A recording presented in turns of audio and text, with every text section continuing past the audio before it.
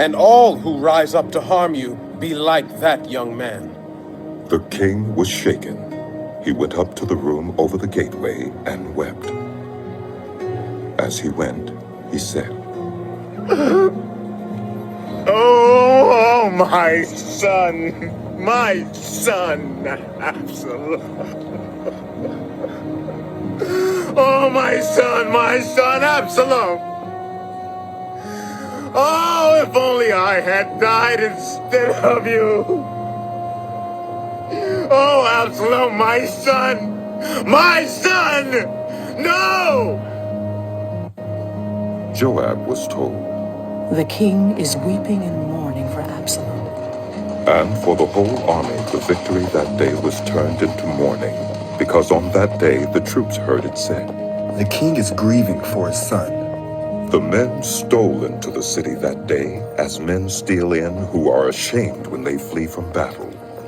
The king covered his face and cried aloud, Oh, my son, oh, Absalom. Oh, Absalom, my son! Then Joab went into the house to the king and said, Today, you have humiliated all your men who have just saved your life and the lives of your sons and daughters and the lives of your wives and concubines. You love those who hate you and hate those who love you. You have made it clear today that the commanders and their men mean nothing to you. I see that you would be pleased if Absalom were alive today and all of us were dead. Now go out and encourage your men. I swear by the Lord that if you don't go out, not a man will be left with you by nightfall. This will be worse for you than all the calamities that have come on you from your youth till now. So the king got up and took his seat in the gateway. When the men were told, The king is sitting in the gateway. they all came before him. Meanwhile, the Israelites had fled to their homes. Throughout the tribes of Israel, all the people were arguing among themselves, saying, The king delivered us from the hand of our enemies. He is the one who rescued us from the hand of the Philistines. But now he has fled the country to escape from Absalom. And Absalom, whom we anointed to rule over us, has died in battle. So why do you say nothing about bringing the king back? King David sent this message to Zadok and Abiathar, the priests. Ask the elders of Judah, why should you be the last to bring the king back to his palace, since what is being said throughout Israel has reached the king at his quarters? You are my relatives, my own flesh and blood.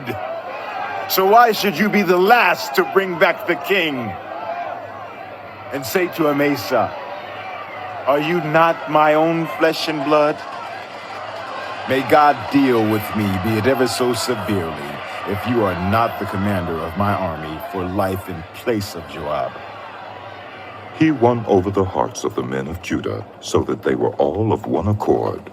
They sent word to the king. Return, you and all your men. Then the king returned and went as far as the Jordan. Now the men of Judah had come to Gilgal to go out and meet the king and bring him across the Jordan.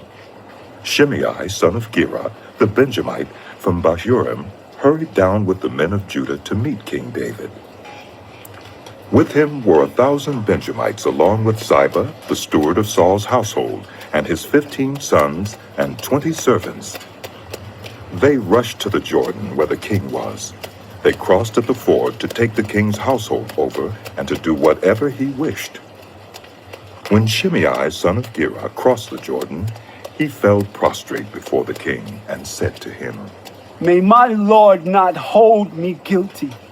Do not remember how your servant did wrong on the day my lord the king left Jerusalem? May the king put it out of his mind. For I, your servant, know that I have sinned. But today I have come here as the first of the whole house of Joseph, to come down and meet my lord the king. Then Abishai, son of Zeruiah, said, Shouldn't Shimei be put to death for this? He cursed the Lord's anointed. David replied, What does this have to do with you, you sons of Zeruiah? What right do you have to interfere? Should anyone be put to death in Israel today? Don't I know that today I am king over Israel? So the king said to Shimei, You shall not die. and the king promised him on oath. Mephibosheth, Saul's grandson, also went down to meet the king. He had not taken care of his feet, or trimmed his mustache, or washed his clothes from the day the king left until the day he returned safely.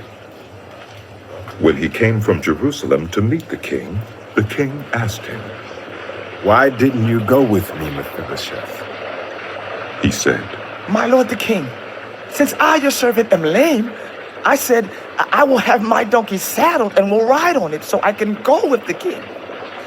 But Ziba, my servant, betrayed me, and he has slandered your servant to my lord the king. My lord the king is like an angel of God, so do whatever you wish. All my grandfather's descendants deserve nothing but death from my lord the king. But you gave your servant a place among those who eat at your table. So what right do I have to make any more appeals to the king?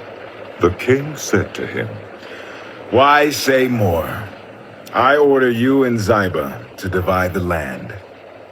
Mephibosheth said to the king, Let him take everything, now that my lord the king has returned home safely.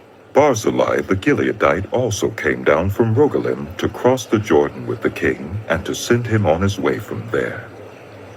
Now Barzillai was very old, 80 years of age.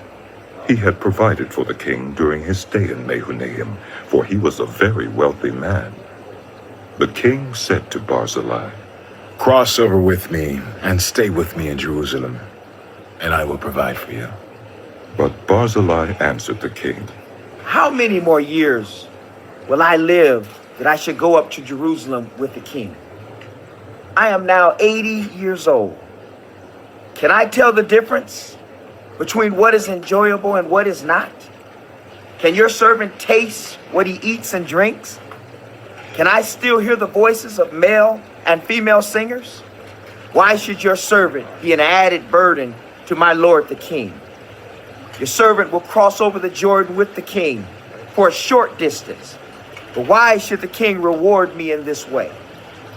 Let your servant return, that I may die in my own town, near the tomb of my father and mother. But here is your servant Kimham. Let him cross over with my lord, the king. Do for him whatever you wish. The king said, Kimham shall cross over with me, and I will do for him whatever you wish, and anything you desire from me, I will do for you. So all the people crossed the Jordan, and then the king crossed over. The king kissed Barzillai and bid him farewell, and Barzillai returned to his home. When the king crossed over to Gilgal, Kimham crossed with him. All the troops of Judah and half the troops of Israel had taken the king over. Soon all the men of Israel were coming to the king and saying to him, Why did our brothers, the men of Judah, steal the king away and bring him and his household across the Jordan, together with all his men? All the men of Judah answered the men of Israel, We did this because the king is closely related to us. Why are you angry about it? Have we eaten any of the king's provisions? Have we taken anything for ourselves?